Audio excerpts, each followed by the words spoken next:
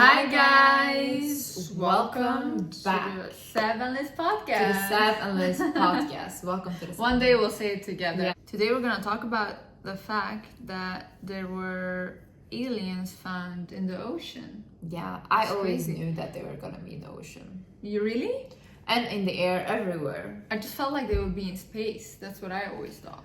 No, but because people always say like, oh my god, we should look at space and different planets, and it's like 2% of our ocean is only discovered. So I don't know I believe that Atlantis is real. I believe that mermaids Yeah. are real. I believe that all exist. I definitely believe that mermaids are real. Yeah. But also like the ocean is like I think the scariest thing to me ever. It is like scary. I'm scared of water. Like sometimes I see these videos where like you see on the ocean these huge waves. Yeah, It's so scary to me. it is scary. And then you see these like ships on there and they're like barely making it. that one sound on TikTok. Oh my god, That's I so swear, scary. that makes me never want to swim again ever. Yeah, but can Yeah. you imagine you're being lost at sea? No, just Except but also drowning is drowning is scary. because you're like That's fighting like- for your life. Yeah. That's so scary. But just the because I think like humans we go into the water and we swim and stuff, but I don't think we understand the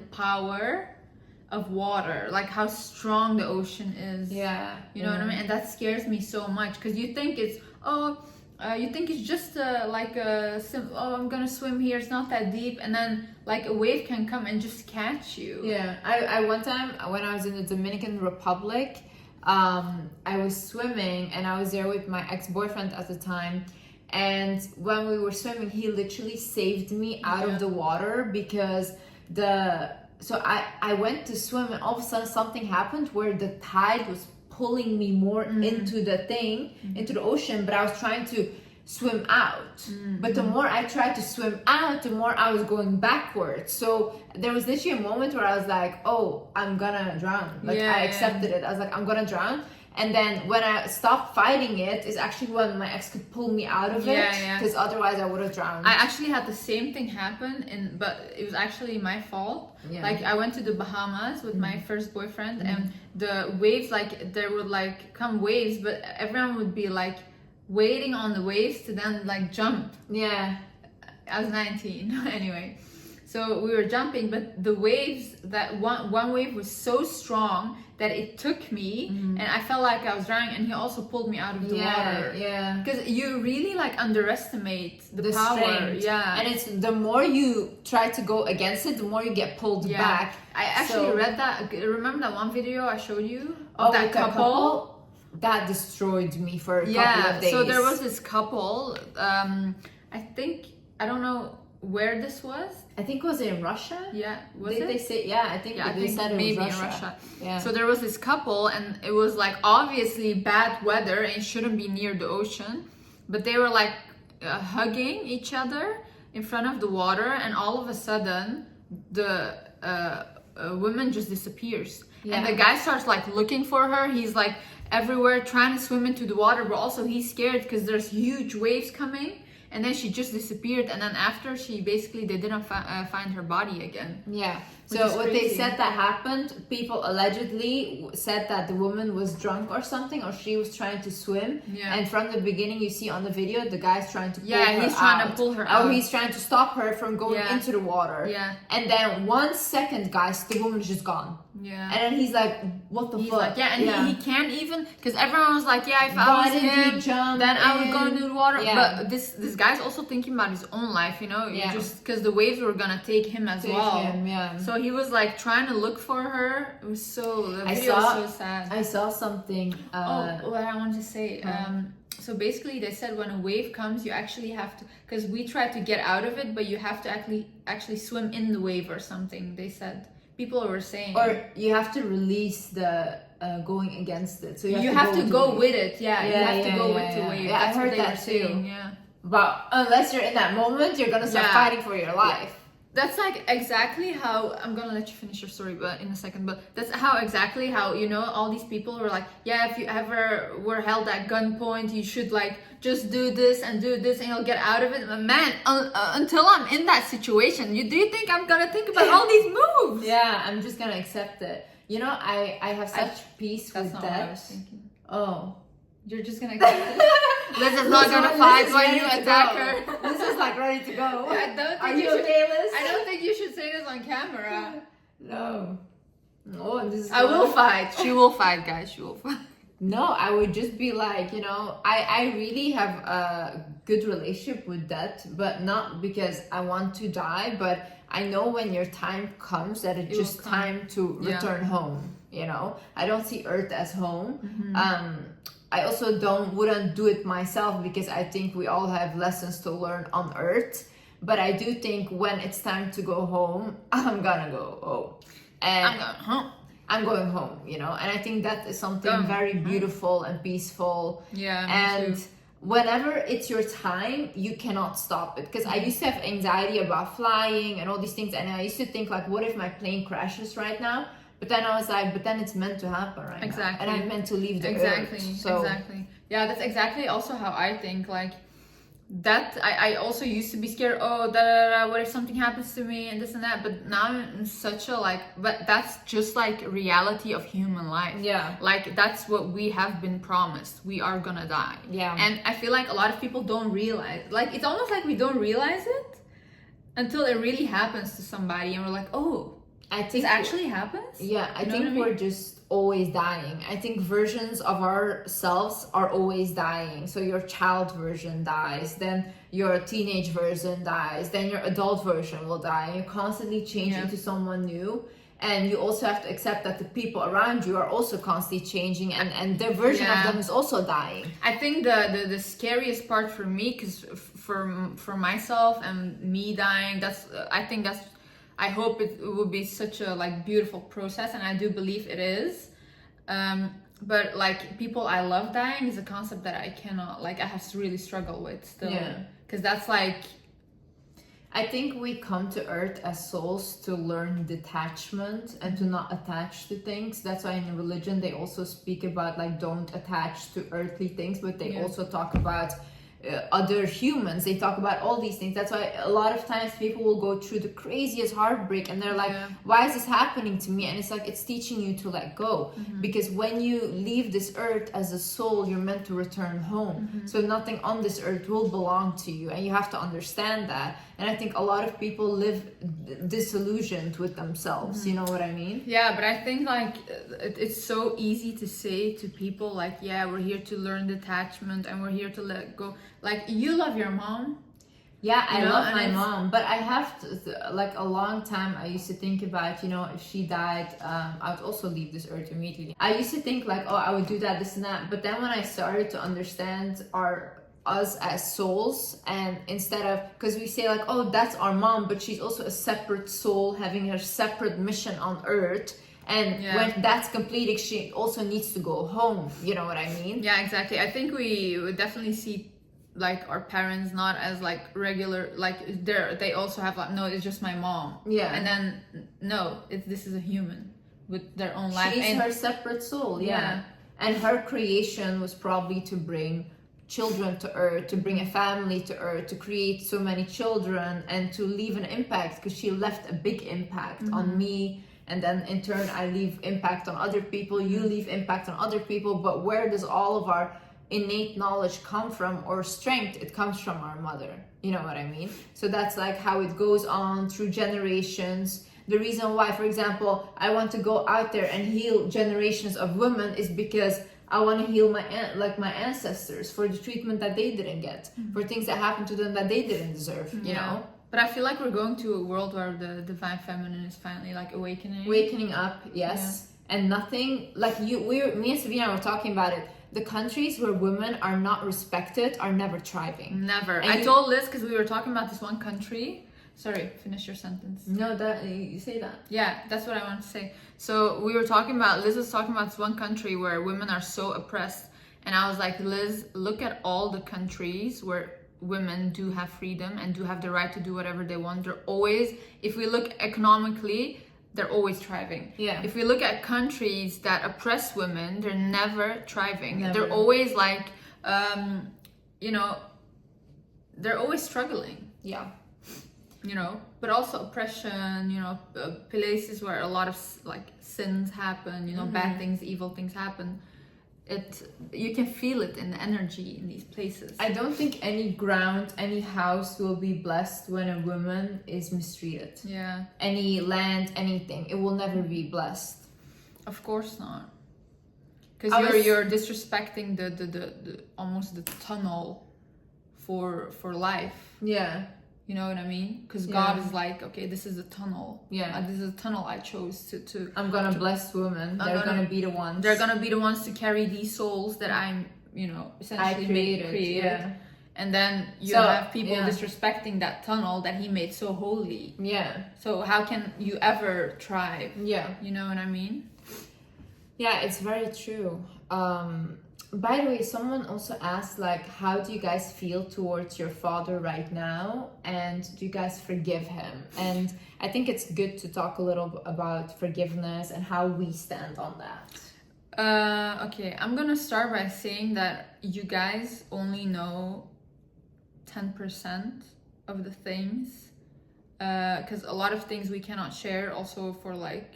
Legal reasons. And if we were to tell you the whole story, you guys would be really, really disgusted. I think when I look at my dad, first time he left, I just hated him. It was pure hate. If I saw his face, anything regarding, I didn't want to hear I told all the siblings, I don't want to hear his name in this house. Don't mention him. Even if my mom mentioned him, I would get so angry, and I think we all had that reaction. And then when I actually started like going from hating him to looking at his life and then trying to understand, then I had this phase of like where I had empathy for him. And then now in the state where I'm now, I'm just like, I understand that you have had a rough childhood and you had a tough upbringing and you've been through a lot. However, that doesn't excuse the things you have done, and it still makes you a bad person. Yeah. And the trauma or the hurt you have been through in your life will never be an excuse to treat people badly, and I will never accept that. I will never accept someone who's like treating me bad and then saying, yeah, but I've went through this and this. I'm at a point in my life where I don't accept that. Like you said in one of our videos, like I can understand that, but I don't have to deal with that. You know what I mean? We have a relationship with my dad where we, it's like someone that I don't know. Yeah. That's why, so the way I see this is I had the same, I've never really had anger. I was more scared of the person, so I never had really anger towards him. I was just scared and I was happy he was out of my life. Yeah.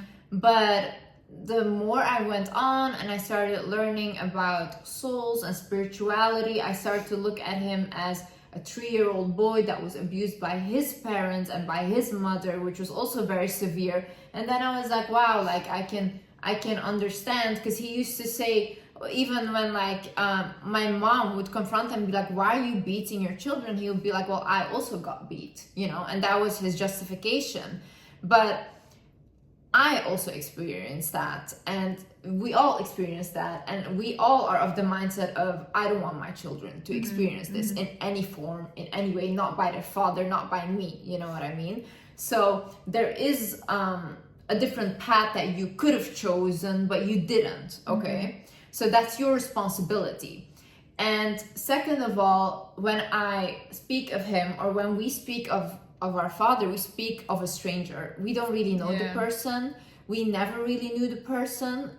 It was just an abuser to us. So I think the biggest thing that I had to come to terms with is that I never had a father, and that I will never have a father or a male figure that I could have looked up to or seeked advice from, and that's okay. I come to terms with that. I also came to terms with the fact that I will never have a childhood, and that I had to mourn the loss of my childhood, that I will never be a child again. And it's kind of that you died, that version of you died, and she didn't get what she deserved.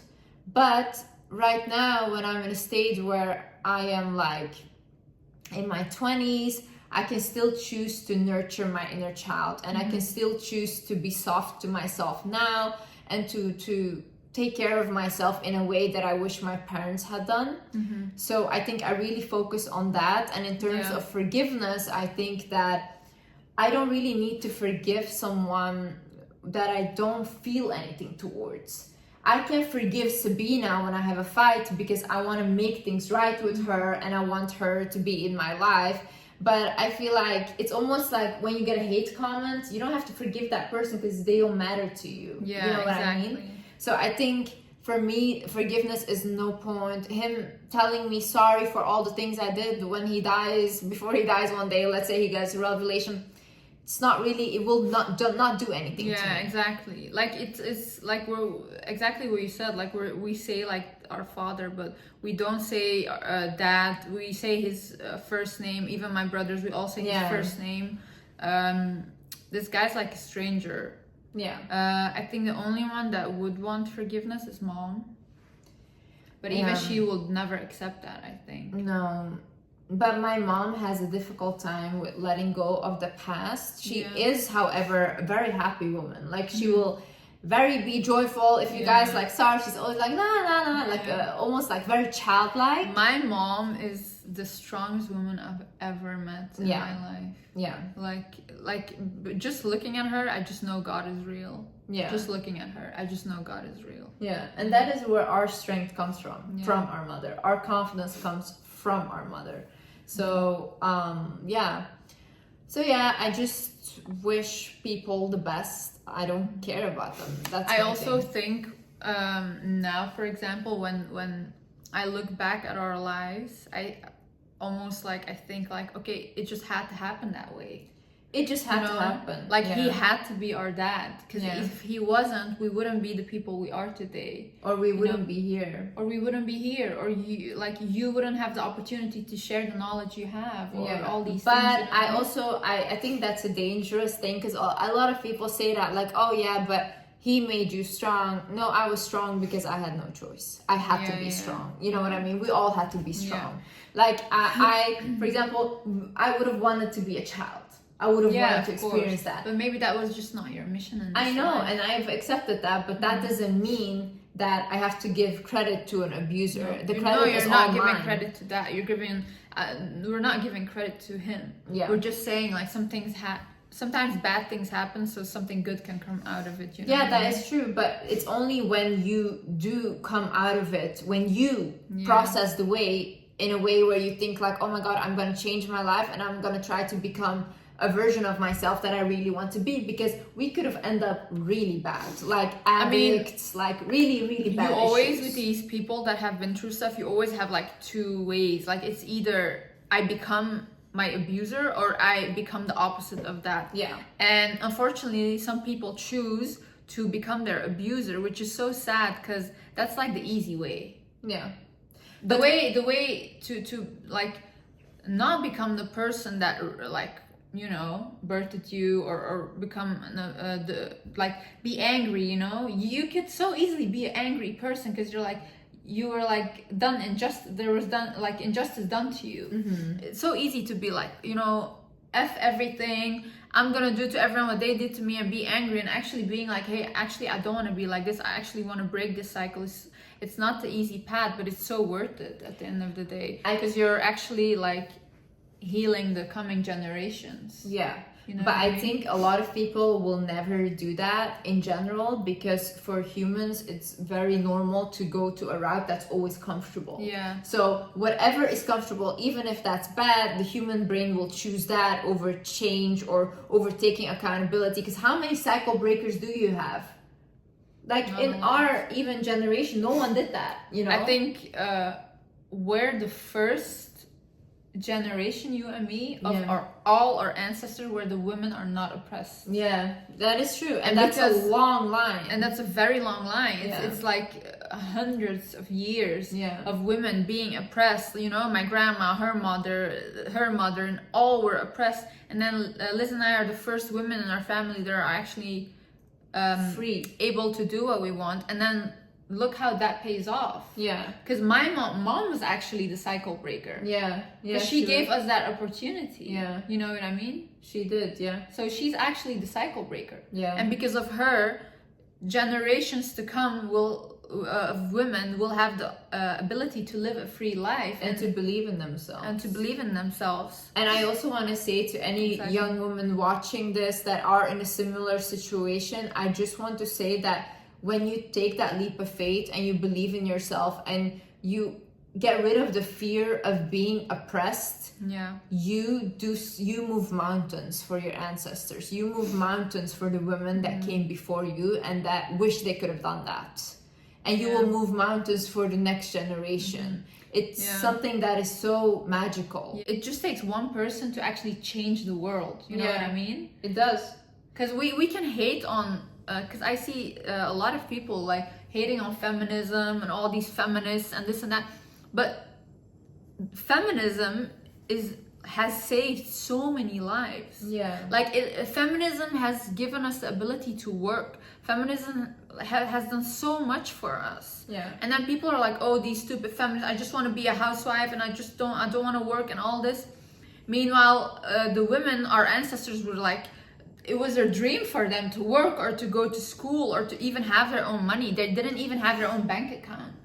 But that's why I do think it's the opposite of the end, because if you have like extreme feminism, you're gonna get extreme housewife type women. They're gonna extreme each other out, so you have to find a balance where you can meet in the middle. I just think it's sad when men do something to women that women start hating women. That's a lot. That happens a lot. And it's so sad to me because I see it so much where a woman will get, like, a man will do a woman wrong, and instead of like hating on me, not hating, but like instead of seeing that man as incapable of being a man, you go and hate on the women. Like, that's so sad to me. Because I think that women are naturally brought up to view each other as competition instead of working together to a higher purpose. And that's another thing how society plays with undermining women in general. But so they grow up like that. So for them, it's like, oh, any woman is competition. And especially when a woman, let's say, is a housewife and the only thing she's doing is like taking care of the kids, looking good, and then the man provides for her, she's gonna constantly worry about other women because that's her income, is her beauty and everything, you know? That's why women, please have something else also going for yourself instead of only that. I also think that women, what I see a lot is they expect way more, like they expect more loyalty from women that they don't even know than their own man. They expect, like, for example, like a guy will cheat with another girl. That girl doesn't know that girl, but she expects more loyalty from that girl than her guy. But then it's like the same way that they were brought up like competition. They also think like, oh, you should have done that. Yeah. Instead of like, I think women also should start like holding their men accountable. I think mothers should start holding their sons accountable, and that's where it starts. Because a lot of times they'll like tell when a daughter does something, they don't give them credit for it, but if a son does something, the mom will talk about it for a whole week, okay? And that's how they get like instilled in cuddling the man and coddling him, and then when he grows up, he has this complex where he obviously is spoiled, you know, in his behavior. So like whenever they do something wrong, the mom will even defend the guy. Like, oh yeah, you cheated. Oh yeah, but he's a man. It's normal that he cheated. But you know, the women will even say that. Yeah. Instead of saying to your son, why did you hurt a woman that was good to you? But I also think these moms don't like women, and that's how they raise their sons. Yeah, it's projection. Projection, exactly. Because you're gonna tell a lot of these moms, hold your sons accountable, but what their son's doing is exactly what they want them to do. Yeah, moms that are in love with their sons is the scariest thing I've ever seen. Showing some weird ass behavior around their sons, and it's so weird. I think it's the seeking validation from men thing in their own son, which is...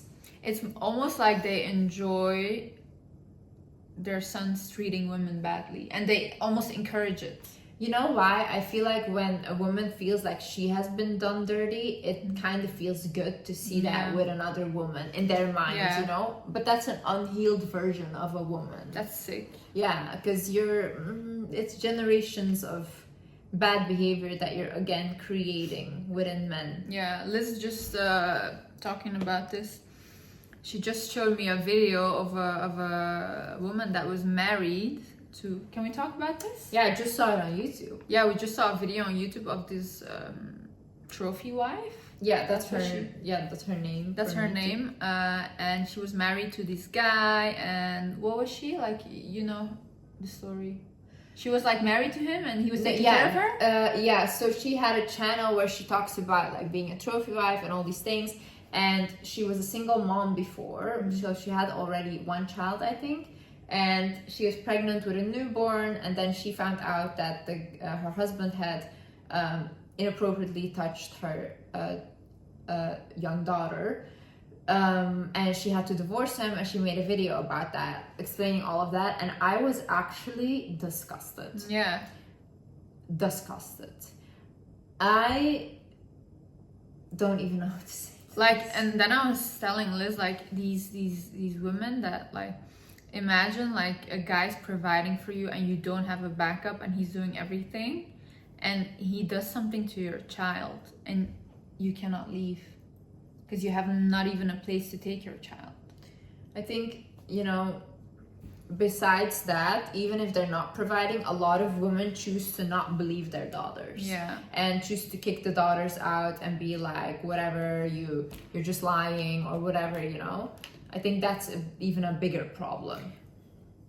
Because the woman did believe her daughter. Some moms just don't like it. Some moms just envy their daughters. And some moms also hate their daughters. And we Yeah. see it more than we'd like to. And it's just a fact. Yeah. A lot of daughters are competition for their mothers. And you can see it in the way these moms treat their daughters. And it's not nice. It's your child. Yeah. That's crazy though. I think a lot of women are just afraid of seeing themselves in their daughters, and it's very confrontational. It's a very confrontational thing, you know. And I do get the confrontational thing. I don't get hating or resenting your child for it. That's what I don't understand. I think there's a difference between feeling those things, because you know we're all human, we all have these things in us. I think there's one thing, But feeling those, what? like jealous? feeling jealous, feeling envy, that's one thing. Like acting on it. Ooh, I saw this video once, and it was about like how older women are very jealous of younger girls, and that's actually really sad. Yeah, that's really sad. Because That's- that's something you can't control. Even. Yeah. Like that's something. If you're jealous of someone's age, that's something that then you're gonna be jealous the rest of your life. Yeah. I feel like people have such a huge issue now as well about like obsessing with age. Yeah. And being like, oh, I'm so young, I'm so afraid to be 30, I'm so this and that.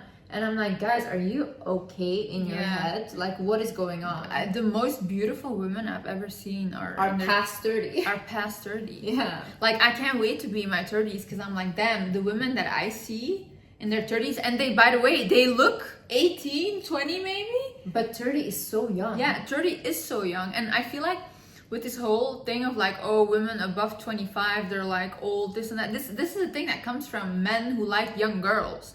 But in reality, I don't really, like in my environment, I don't see men saying that at all. At all. I've seen young men wanting older women, actually. Like if an old guy wants a young girl, then to me that's okay. He just wants a pretty girl. Like he just wants a young girl that just sits there and looks pretty. Like, but the guys in my environment, they actually want their brain. I'm not saying that young girls are not smart, but a guy who's 50, what has he in common with the 20-year-old? I think you only see men that are either narcissistic or just only care about superficial. Yeah. You see them with very young women. Yeah. But the highly intelligent men, you don't Yeah. really see them with young women. No. Because they want to sit with them and be able They to want to have a get their brain conversation. stimulated. Yeah. Like, I don't want to sit with someone that is just like we're not matching like on an intelligence level. I would have a hard time. No, Yeah. I mean, a guy that's like 80, 90. I'd be Yeah, like, I cannot. Why would I sit with a 20-year-old right now? I mean, I can, but like a 20-year-old boy is, I don't have anything to relate to him. I think especially men are much younger in their brain Yeah. when they're younger. So that's even harder, because for me, even being with Landon, I was like, whoa, he's very, very young. But luckily he's highly intelligent. Yeah, super intelligent and very mature. Yeah, so Yeah. that is the one reason that I was like, okay, fine, you know. I feel like you and Landon have like the same level of intelligence. Yeah, he's very smart. Yeah, very smart. I don't think I've ever seen someone that smart. Yeah. And if he don't understand something, he'll learn it quickly Yeah. to make sure he understands it. And the way I feel like you and him have the same thing where you guys can put your thoughts in like perfect words. Yeah, and he explain articulates himself well. so well. Yeah. Yeah. He will explain something and say something, and then I'll think about it like all day, and I'm like, oh my god, did you hear what he said? Yeah. Very He smart. says a lot of profound Yeah. things. For example, he was talking today about my cats, and he said that, you know, it's funny that Luigi's like the bigger cat. He's the one that always comes for cuddles and always comes for love, and he gets the most attention and love from everyone. But he's also the most jealous cat. So he'll tell like Felix and Mars, for example, to not come near me. He fights Felix. Luigi is the most selfish. He's the most selfish Yeah. cat. But then you have Felix, who is more like, he doesn't have enough boundaries with the other cats and he's scared of them. So he will not go next to me because Luigi doesn't want him. And because of that, Felix receives the least love because he's just so afraid to come next to me. Or Yeah. even when I touch him, he's scared because he's looking for Luigi to come. So then Landon said, like, it's so funny, like, it's crazy observation to me that the most selfish out of all of these cats gets the most love. But the one that is actually like, you know, soft and doesn't have enough boundaries, he goes through life not getting enough love, you know? Yeah, it was actually a good observation he made. That's that's so actually interesting. But that's actually also like applies to humans. Yeah. Because people who actually ask for the things that they want, they get it. Selfish people, like, people always talk about narcissism, this, oh, sociopath, this. Narcissists and sociopaths are the ones high up making bank. There's the one making money because they don't care. And getting all the attention. They will step over anyone to get wherever they want, and that serves them, you know. They don't, like, you really have to have a high form of narcissism or like think that you're literally the best thing on earth, and don't doubt that belief at all in order to make it up really high ranking. Yeah. However, that behavior is not encouraged because I mean, for someone that only cares about money, go Yeah. ahead, you know. But if you care about integrity, morals, all these things, then yeah, obviously. But I also think apart from that, like people who actually ask for things that they want, like for example, if I come to you, I'm like, Liz, you know, I would like, you know, you to be, for example, compliment me some more or something because I'm not feeling so well. If I actually tell you that, then you will start doing that. You Yeah. know what I mean? And I feel like people who are just like, oh, I'm not gonna say that. That's actually what healing really taught me. Is like speak what you want. Yeah. And accept for, because that was really hard for me, accepting like people being nice to me or loving me. That was so hard for me. But now after healing and stuff, I actually like ask. I'm like, you know, I would like this or I would like that, or can you say this to me, or I don't like it when you say this. And it has really healed me to do Yeah. that, to speak freely. You know what I mean? I think it's also such a feminine attribute to receive Yeah. and to accept when you get it, because men and masculine energy is more about giving and Yeah. chasing and all these things, but a feminine is about receiving. Yeah. And when a woman constantly denies people of help and denies them of not receiving things, you will see how harder your life will become, because you are a woman at the end of the day. You have to operate somehow in your feminine. And second of all, you're denying yourself of what is your birthright, which is to receive. So either it's in small ways. If you don't feel comfortable of receiving from a man, receive maybe from your parents, from whoever, from a woman, you know, but you must receive something. And I see a lot of people, they're also like in work, for example, they'll do a job and then they're like, oh, but you know, like I'm not gonna charge you for it, or I don't want to charge you too much, and all these things. And it's like, but you must. Yeah. The universal law is that you must receive when you give something. Otherwise, the exchange was not equal, so it won't be fruitful. Yeah. Because everything is about balance, guys. Like when you do something, you have to receive something. It doesn't have to be the same amount or the same thing. You always have to receive something. Yeah. So also the same way, I remember in the beginning with my YouTube career, I was always denying big brand deals, and this was so much money. And I was always like, no, I'm not doing brand deals. I'm not doing brand deals. And then I went to my therapist about it, and I said, like, I just feel uncomfortable taking that amount of money for like brand deals, and I don't want like to do brand deals on my channel. I want it to be without blah blah. And then she told me, she's like, Liz, what you're doing is now going against universal law. You cannot do that. She's like, when you put out this much content for people and you're helping them this much, then you must receive some value from it back, and that is monetarily. So she's like, you should stop feeling bad about the money and you should start accepting it. Yeah, it's always funny how people expect like for example, spiritual people that are helping, they expect them to do it for free. Yeah. They're like, oh, why are you asking me? You don't really care about me. No, these people also have to live. They also have to make money. So and it's also a way where you're like a little bit uncomfortable with too much money, because that's what I had in the beginning. I was always like, oh no, that's too much. I don't want that much money. Yeah. But then I started to just view myself differently. And because that's a like mindset, you know, it's being afraid of money. It's thinking that money is bad and all these things. But money is at the end of the day just an energy that comes from you creating things authentically. That's a byproduct. Money is not the goal. It's your purpose. Yeah. And then money comes when it's like a gift that you get back. You know what I mean? To make your life easier. I think as long as you're like, I was talking to this one lady and she also told me like, as long as you're impacting humanity in a good way, money will just flow. Money, yeah, you'll be very abundant. You'll be very abundant. As long as you're doing something that is impacting humans in a good way, you will always have it good. Yeah. So whatever you do in life, just make sure that you're doing something where you're like, okay, this is actually helping someone. It could be anything, really. It's anything. It's like writing a book, cooking, cooking. Becoming a footballer, being a personal trainer, singing, poetry, art. Everything is a creation. Okay. Raising a family is a big creation. Very big. So all these things, you know, either way, when you're helping someone and you do things authentically from good intentions, God will always bless you. Always. God doesn't bless people with a negative mindset or heart, because why would God make your life easier when you're so hard on yourself and other people? You know what I mean? Yeah.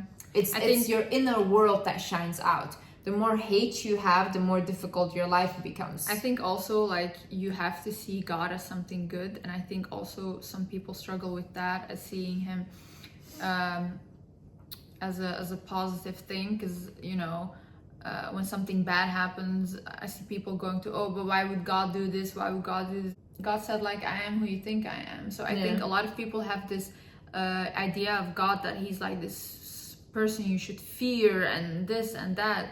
But I just really see him as this energy that's just so full of love and light, and just wants to give me all the love that I want and anything that I want. And I started seeing him like that, and I really started seeing my life really improve. Yeah. Because now every time I think about God, to me that's like my best friend. You know, it's like someone that I love so much. I may not be able to see him, but that doesn't mean that it doesn't exist, you know what I mean? And when you start seeing God as this person loves me so much and he wants the best for me, and if I ask something, why would he deny that? Because he loves me, he wants to see me good, then your life will literally improve. And then when I ask things or I ask for stuff that I don't get, or something happens in my life, then I'm like, okay, there's something good in this. he's protecting me, or he doesn't want me to have this because it's not good for me, or you know, this bad thing happened because maybe some, like, because I, for example, had like a fine like 2 weeks ago when I was driving the car, but then I was thinking to myself in the car, okay, maybe I had to be pulled over because maybe I would have been in an accident if I drove further. So I started thinking like that. So this bad thing maybe prevented something worse happening. You know what I mean? So for me, everything I see around God is like about love and just seeing him as this person that just wants the best for me. And I think a lot of people should start seeing him as that, and not someone who wants to punish you or wants to have you a bad life, because that's not what God is about or religion is about. Yeah. I think a lot of people don't understand religion deeper than it is, and I think that people need to understand that religion is a very intelligent thing, and it's almost like beyond human capabilities of understanding. It's very hard because we will, for example, read the Quran or the Bible and we will take it literally what it's saying. But I think when you look at these religions and try to understand, because even thinking about it, Liz, like trying to understand what God said. Yeah. How can we ever comprehend what God is saying? Yeah. Like he's such a unimaginable, smart, intelligent being. Like how can we humans ever understand him? You know what I mean? So when, for example, when I am reading like verses and stuff, I'm like checking it like 10 times. What does he mean?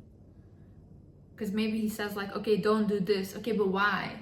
I think this is a good way to end the video. Do you want to add something? No. Okay. No, I don't want to add anything. Thank you so much. Thank you so much for watching, guys. We love you so much. We love you guys so much. Yeah. And we hope you have a nice day. It's full moon today, by the way. Oh yeah, that's crazy. Yeah. Emotions are high. Emotions are high. Be nice to each other.